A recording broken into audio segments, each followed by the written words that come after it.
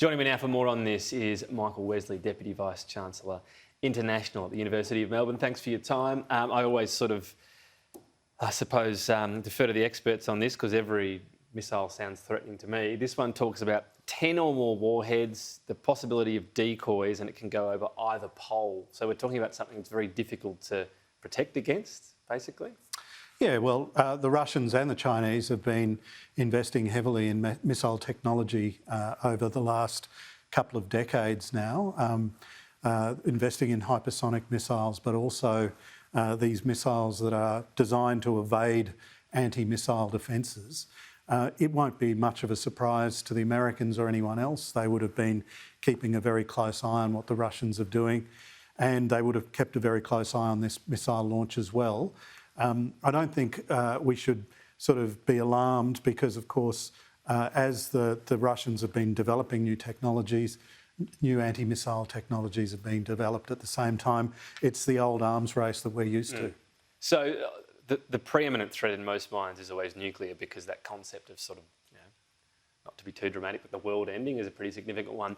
But this sort of technology ramping up, and given where we're at in Europe at the moment, is this the bigger and more realistic concern that these types of weapons, in a miscalculation are used? So the nuclear threat might be overblown, but this, which would be pretty devastating, is becoming more likely? Look, the only really significant use for an ICBM, an intercontinental ballistic missile, is nuclear weapons. This particular one is replacing an old delivery system that the Russians have. So it's not really developing a completely new, arrow in their arsenal. It's replacing another one. The sudden escalation to ICBMs would be horrific, but it would also be an enormous step for the Russians to take. I can't see anything in where the current situation is going that suggests to me that Putin will actually gain what he wants to gain in Ukraine by launching intercontinental ballistic missiles. The China deal with the Solomons is dominating our security element. Just riffing off that missile element, because that's spoken more and more about the sort of arsenal we might need. Should this sharpen minds about what we might need in any sort of Australian arsenal in terms of missiles and self-defence? Look, we've been discussing missiles in Australia for a long time now, for at least 20 years. The situation in Solomons shouldn't really be overblown. I think that starting to talk up the possibility of a Chinese base there, based on the language that's in that document, I think is probably overblowing the situation a little bit too much. What the Solomon Islands China deal is discussing is something equivalent to the deal that Australia has, or the security agreement that Australia has. In the event of civil discord, China is able to send troops and police into Solomon Islands. As we saw there last year, for example. Absolutely. So a couple of points to make. Firstly, it would be a very brave Solomon Islands leadership that would invite Chinese troops and police in, because they're an unknown quantity. We simply don't know. They simply don't know the way that the Chinese would try and control unrest. Australia, New Zealand and the rest of the Pacific are a tried and true quantity in Solomon Islands. We've been there for 20 years. There, they know who we are. Absolutely. For all the sort of colonial overtones. Absolutely. We've trained their police. They're familiar with us. They're familiar with our methods. The second thing is, for Solomon Islands to go as far as to allow China to put a port, a naval base in Solomon Islands, would be an enormous step. And it would put Solomon Islands completely out of step with the rest of the Pacific. So I think the long game for Australia here is to ensure that the South Pacific doesn't become militarised by anyone, whether it be the Chinese, whether it be the Americans, whether it be anyone else.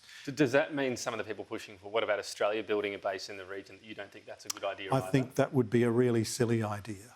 We don't need a base in Solomon Islands. Solomon Islands is only 200 kilometres off the Australian coast.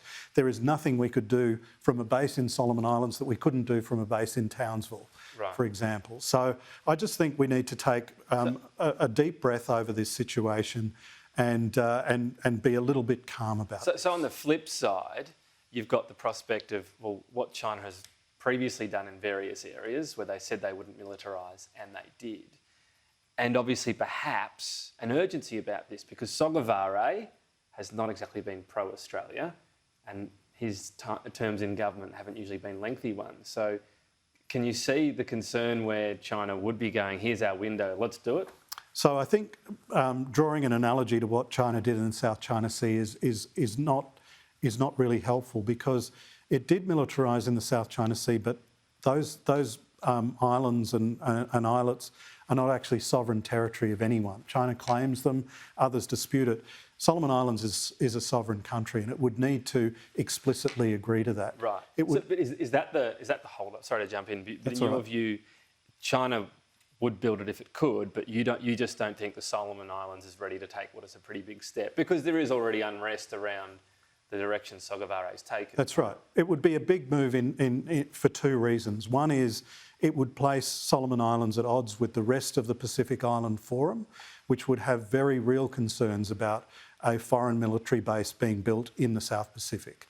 The second reason it would be a really big move is that because there is a significant domestic constituency in Solomon Islands that is opposed to closer ties to China.